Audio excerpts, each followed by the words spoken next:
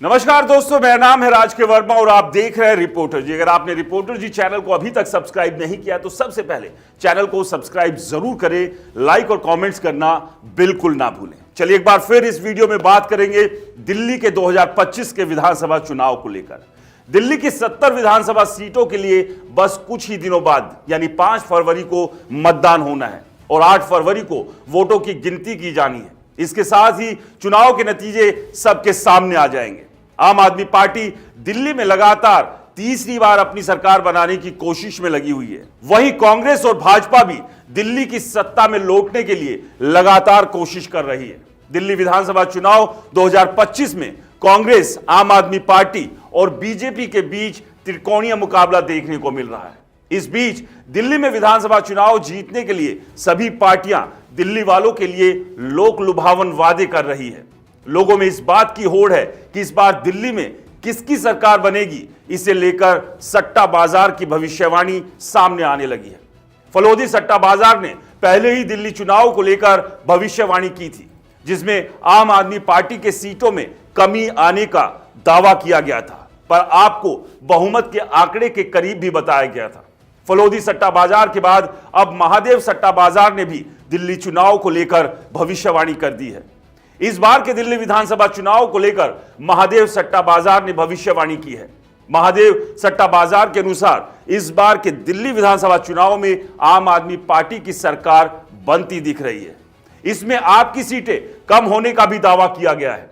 महादेव सट्टा बाजार के मुताबिक आपको 38 से 40 सीटें मिल सकती हैं, जबकि बीजेपी के लिए 25 से 30 सीटों की भविष्यवाणी की गई है। वहीं कांग्रेस 2 सीटों पर चुनाव जीत सकती है।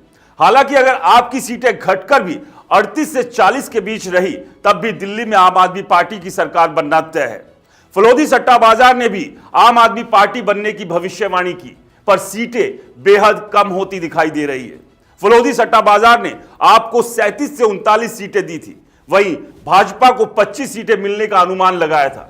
आपकी जानकारी के लिए बता दें कि दिल्ली में विधानसभा की 70 सीटें हैं और बहुमत के लिए 36 सीटों की जरूरत है। यानी कि अगर दोनों ही फलोदी सट्टा बाजार और महादेव सट्टा बाजार की बात करें तो दोनों के मुताबिक इस बार यानी कि 2025 के विधानसभा चुनाव में आम आदमी पार्टी सरकार बना लेगी। लेकिन जो प्रचंड जीत 2015 और 2020 में आम आदमी पार्टी को मिली थी, उस प्रचंड जीत से आम आदमी पार्टी इस बार कोसों दूर दिखाई दे रही है। लेकिन इस सब के बीच सबसे बड़ा सवाल यह भी है कि क्या सही में आम आदमी पार्टी इस बार का विधानसभा चुनाव जीत रही है, क्योंकि जिस तरह से दोनों ही सट्टा बाजार ने इस बात की आशंका जताई है कि आम आदमी पार्टी की सीटों में बहुत ज्यादा गिरावट देखने को मिलेगी, तो इससे इस बात की चिंता आम आदमी पार्टी और आम आदमी पार्टी के संयोजक अरविंद केजरीवाल की भी बढ़ेगी कि वो जीतते जीते हार भी सकते हैं, क्योंकि अभी मतदान में कुछ दिन बाकी है। और ऐसे में बीजेपी ने जिस तरह से हरियाणा और महाराष्ट्र में उलटफेर किया था, जहां यह लग रहा था कि बीजेपी वापसी नहीं करेगी, लेकिन बीजेपी ने दोनों ही राज्यों में जीतकर यह बता दिया कि वो हारी हुई बाजी भी जीतना जानती है। और ऐसे में लगातार दिल्ली में हार रही बीजेपी के सामने इस बार सुनहरा मौका है, क्योंकि अगर कांग्रेस का वोट प्रतिशत इस बार के चुनाव में बढ़ता है, इसका सीधे सीधे फायदा बीजेपी को मिलेगा और नुकसान आम आदमी पार्टी को होगा।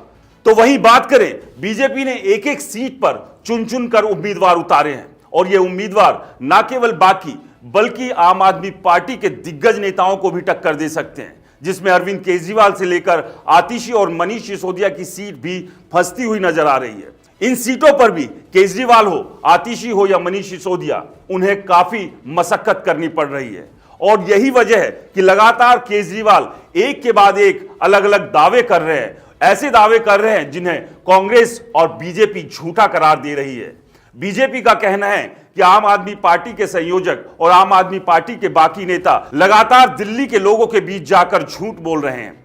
और इस सब के बीच जिस तरह से कांग्रेस और बीजेपी ने अपने चुनाव को संभाले हुए है और जिस तेजी और सरगर्मी से दोनों पार्टी चुनाव लड़ रही है, ऐसे में इस बार के विधानसभा चुनाव में कुछ भी उलटफेर हो सकता है।